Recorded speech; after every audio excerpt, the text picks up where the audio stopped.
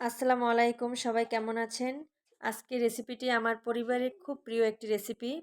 বিশেষ করে আমার মেয়ের, ও বারবিকিউ খুব পছন্দ করে। আজকে ওর অনুরোধেই চিকেন বারবিকিউ ঘরোয়া স্টাইলে বানাবো। তো চিন্তা করলাম আজকে বাইরে অনেক বৃষ্টি পড়ছে, তো আজকে বানিয়ে ফেলি। তো একে একে করে আমি মশলা সব দিয়ে দিলাম। এখন সাথে একটু ফুড কালারও দিয়ে দেবো। ফুড কালার দিলে কালারটা ভালো আসে। তো এখানে আবার রেডিমিক্স বারবিকিউ মশলাটা দিয়ে ভালো করে মেরিনেট করব।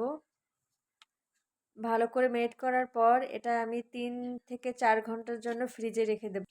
ফ্রিজ থেকে বের করে আরেকটু সরিষার তেল দিয়ে মাখিয়ে নেব। সরিষার তেল দেওয়ার পর একটা সুন্দর ঘ্রাণ বের হয়। তারপর সরিষার তেল দিয়ে এটা ভালো করে মেরিনেট করে চুলায় তাওয়া বসিয়ে দেব। তেল গরম হওয়া পর্যন্ত অপেক্ষা করতে হবে। তেল গরম হয়ে আসলে একে একে করে চিকেন বারবিকিউগুলো দিয়ে দিতে হবে। মাঝে মাঝে উল্টিয়ে দেখতে হবে নিচে যেন না পুড়ে যায়। কালারটা যখন এরকম লাল হয়ে যাবে তখন একে একে করে চিকেনগুলো উল্টিয়ে দেব। এখন চুলার আঁচ কমিয়ে দিয়ে ঢাকনা দিয়ে ঢেকে রাখবো। তারপরে ঢাকনা দিয়ে ঢাকার পর আস্তে আস্তে করে একটু পানি বের হবে।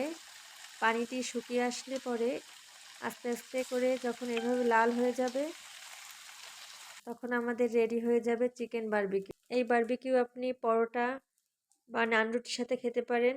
আশা করি ভিডিওটি আপনাদের ভালো লেগেছে। ভিডিওটি ভালো লাগলে একটি লাইক, কমেন্ট করে পাশে থাকবেন। আল্লাহ হাফেজ।